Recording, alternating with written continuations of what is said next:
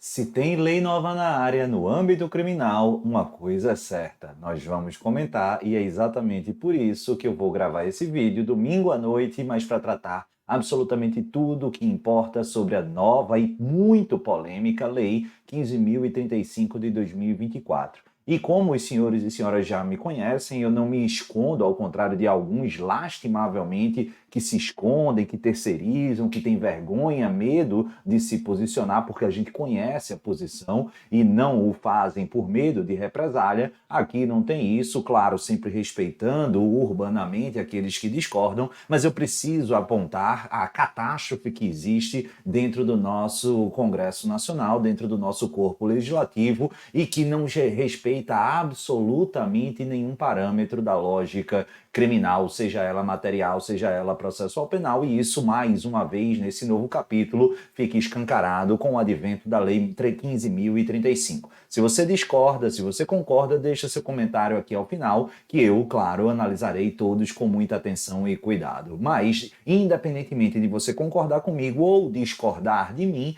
a gente vai primariamente debulhar, detalhar tudo aquilo que importa para você saber do que se trata, atuar no âmbito criminal prático de acordo com a nova lei e, claro, saber como se posicionar aí sim em prova de concurso público. Eu me refiro, como eu disse, à Lei 15.035 de 2024. Eu tentarei omitir algumas palavras para a gente não receber nenhum tipo de bloqueio aqui por parte dessa plataforma, beleza? Tranquilo, mas vocês vão entender do que se trata. É a lei que fez inserir legislativamente o Cadastro Nacional de Pedófilo e predadores de caráter sexuais, beleza? Tranquilo? A Lei 15.035, ela altera sistemática e objetivamente o Código Penal e outra lei que trata de outro cadastro referente a um outro delito específico do artigo 213, mas vamos trabalhar as importantes alterações dentro dos parágrafos fixados primeiro, segundo e terceiro lá do artigo 234b de bola, que trata dos crimes contra a dignidade sexual. E eu vou ter, doutores e doutoras, no corpo da lei, justamente a referência que processos que apuram os crimes definidos neste título, ou seja, os crimes contra a dignidade sexual, ocorrerão sem segredo de justiça. Isso já era uma regra e continuará sendo já fixada desde a Lei 12.015, lá atrás de 2009. A novidade passa a fixar-se fundamentalmente aqui no parágrafo 1º desse dispositivo, artigo 234b de bola. O parágrafo 1º ele vai dizer que o sistema de consulta processual tornará o acesso público, o nome do réu, seu número de inscrição de CPF e a tipificação do fato a partir de condenação em primeira instância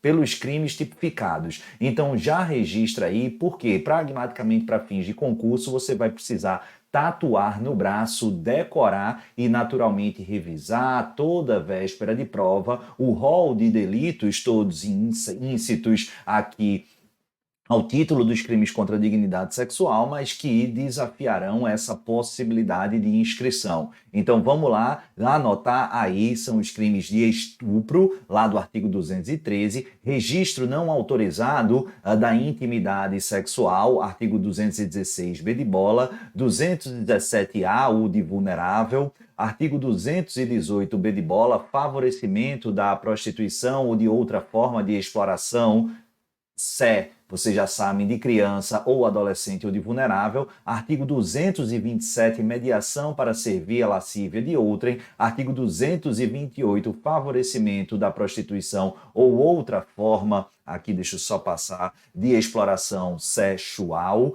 Artigo 229, casa de prostituição e rufianismo deste código, inclusive com dados da pena ou medida de segurança imposta, ressalvada a possibilidade do juiz determinar manutenção do sigilo. Então toma muito cuidado, por quê? Porque aqui a gente precisa ser bem honesto. Ah, Pedro, sou totalmente contrário a esse tipo de delito. Então deixa eu tentar aqui não justificar, que eu não preciso justificar nada, mas eu tenho 13 anos de atuação direta e objetiva dentro da seara criminal e o delito ou o tipo de delito mais difícil para minha atuação e por vezes que eu não consigo atuar por bloqueios pessoais e assim eu reconheço, me alego suspeito e peço para outro colega atuar, e isso é algo relativamente frequente e normal dentro da atuação da defensoria, é justamente alguns desses delitos, tá? Então, assim, é muito difícil porque você consegue, é óbvio que você fica revoltado, há situações que você não consegue fazer o seu trabalho por mais profissional que você seja, então aqui não é uma prerrogativa sua ou de seu ninguém ter uma repulsa a esse tipo de crime. Dito isso, outra coisa completamente diferente é você querer rasgar o texto constitucional devido ao processo legal. E perceba, você querer, do ponto de vista da revolta, é compreensível, porque quem está revoltado anseia não por justiça, mas por vingança. É um lado humano, seja uma fraqueza ou um traço comum, não pouco me importa. Agora, você querer isso por parte do Estado, quem somos nós para definir quando é que deve haver vingança? É exatamente esse o fio de divisão compreensivo entre civilização e barbárie. Porque a partir do momento em que eu acho que eu tenho a predisposição, o pressuposto, a possibilidade de impor uma vingança a quem eu discorde ou de quem eu discorde, e se amanhã o outro lado, o lado vulnerável, o lado que sofra essa vingança por eu, será que eu vou gostar? É exatamente essa a grande diferença de um Estado democrático, de uma civilização, de um mínimo de civilidade e da barbárie. E é exatamente por isso que eu sempre destaco e me preocupo sensivelmente com esse tipo de coisa. Porque defender algo como isso a partir de uma condenação de primeira instância, ainda mais quando a gente consegue e conhece o sistema de injustiça do Brasil, que é repleto, uma miríade aí de condenações equivocadas, não me deixa mentir, o batom na cueca, desculpa a expressão, mas que o CNJ, o próprio Superior Tribunal de Justiça, tem deixado claro. Passaram 3 anos sugestionando que o reconhecimento de pessoas que identifica o delineamento procedimental lá no artigo 226 traria ali uma mera recomendação, não impondo a observância obrigatória dos ditames procedimentais. O que é que aconteceu? Pipocaram aí condenações absolutamente injustas, absolutamente equivocadas, justamente a partir de reconhecimento de pessoas falhas, a ponto de o CNJ, em 2022, ter editado uma resolução, né, tratando especificamente e exclusivamente de reconhecimento de pessoas, o STJ, por sua vez, ter dado uma virada jurisprudencial de 180 graus, tratando aí com muito mais zelo, muito mais carinho, muito mais cuidado esses aspectos formais, justamente por conta disso, e aí me vem algo desse tipo, de registrar e publicizar num cadastro um nome de alguma pessoa condenada nesse tipo espúrio de crime, mas em primeiro grau, isso obviamente vilipendia de forma assim tão clara a presunção de inocência que me causa muita espécie. Nem entraram com engodo lá argumentativo de prisão confirmada em segunda instância. Não, é em primeira instância, é um negócio assim absolutamente surreal. É um negócio absolutamente desconexo com a realidade. Até mesmo porque, já imaginaram, aqui em grupos, como é que se diz? Em grupos de WhatsApp, grupos de Telegram, grupos de rede social, vão pipocar aí verdadeiras ou falsas informações com fotografia atribuindo referência a esse cadastro nacional. Então, assim, para acabar, devastar com a vida social de pessoas que não tiveram aí a condenação transitada em julgado, de famílias aí que não tiveram condenação transitada em julgado, e ao fim e ao cabo, vejam que maravilha, que coisa gostosinha, que coisa ingênua e absolutamente irritante, diz no parágrafo 2º agora do artigo 234b de bola, que caso o réu seja absolvido em grau recursal, será restabelecido o sigilo sobre as informações a que se refere o parágrafo 1º. Então é assim, você é condenado em primeiro grau em relação a esses crimes, a gente vai não só registrar todos os seus dados, como torná-lo público. Acabamos com a sua vida social. E aí, Se você for absolvido em grau recursal, o que é que a gente vai fazer? A gente impõe o sigilo, que coisa bacana. Só faltou dizer, manda flores, rosas para sua casa e um bilhete subscrito com "me desculpe, meu querido, minha querida". Isso é um ultraje, isso assim é uma das coisas mais irritantes. E eu volto a dizer, imagine se você, inocente fosse, estivesse aí não só registrado. Então poderíamos colocar com alguns critérios de consulta regrada, eu nem concordo com isso, mas tornar público, isso aí é dar palco para essa turma aí que não entende absolutamente porcaria alguma sobre direito penal, sobre direito criminal, que nunca estudou, ou se estudou não entendeu bulhufas, ficar aí vociferando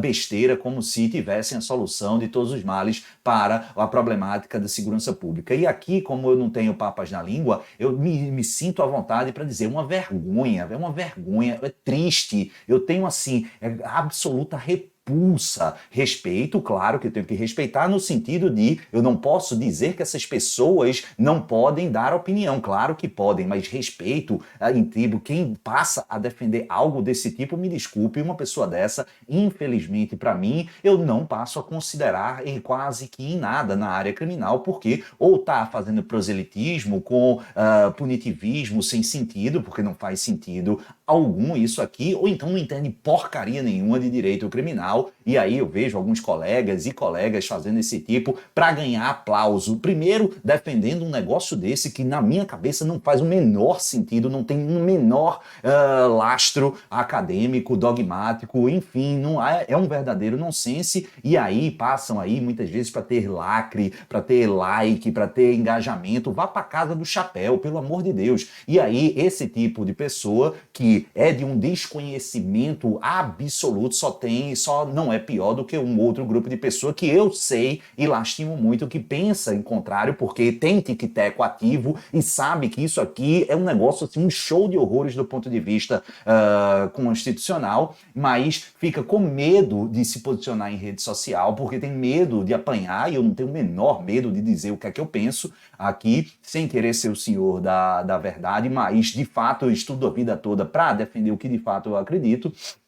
Mas as pessoas com medo, pelo amor de Deus, aí fica o que é que você acha, e aí comente só para aproveitar o hype dessa lei, e aí ganhar comentário, ganhar engajamento, pelo amor de Deus, e não se posiciona, não diz, olha, eu acho isso um absurdo, eu vou explicar como é que o legislador aprovou, eu discordo, acho isso um absurdo, porque eu tenho tic-teco e eu sei minimamente, fui alfabetizado no âmbito criminal e sei que isso aqui é um absurdo. Mas beleza? Tranquilo? Então a gente tem esse delineamento. Então vejam só, você é absolvido, aí volta o sigilo. Só faltou, como eu disse, mandar flores, uma caixinha de bombom e um pedido de desculpa. Assim, algo absolutamente atroz. E aí você já começa mais destacando outro problema. Isso é um reflexo natural e objetivamente de caráter processual penal. Então, trazer isso aqui dentro do Código Penal dos menores males, mas evidencia um completo descaso, desconhecimento e atecnia do ponto de vista estrutural. Isso, já que criaram esta porcaria, era para estar numa norma processual penal, era para estar no CPP ou numa norma à parte, na verdade.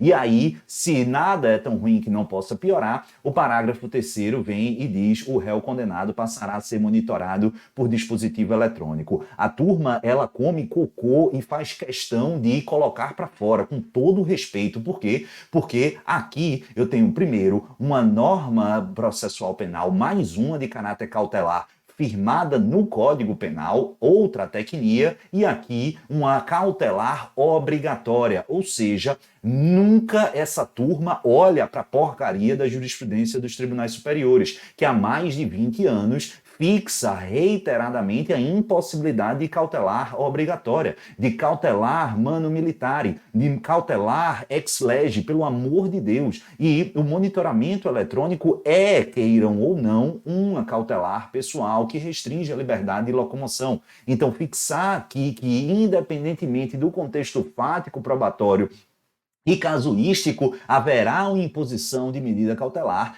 grotesca historicamente e inconstitucional. Então está dentro do Código Penal e mesmo que tivesse lá no CPP seria inconstitucional. Essa lei 15.035 de 2024, ela é extremamente curta, mas ela consegue ser um verdadeiro show de horrores. E por fim, vale destacar aqui também algo problemático, mas que faz referência e faz alteração à Lei 14.069 de 2020, que já tinha criado algo parecido relativo ao Cadastro Nacional de Pessoas Condenadas por Crime, lá do artigo 213, e aí ele faz inserir também a criação desse Cadastro Nacional de pedófilo e predadores sexuais, sistema desenvolvido a partir de dados constantes desse cadastro aqui, tratado e referido lá na Lei 14.069. Ou lei tenebrosa, assustadora, mas que você precisa saber para criticar, para atuar do ponto de vista criminal prático e pragmaticamente, considerando que toda lei goza de presunção de constitucionalidade, você vai precisar decorar todos aqueles crimes lá por mim mencionado que vão aplicar isso,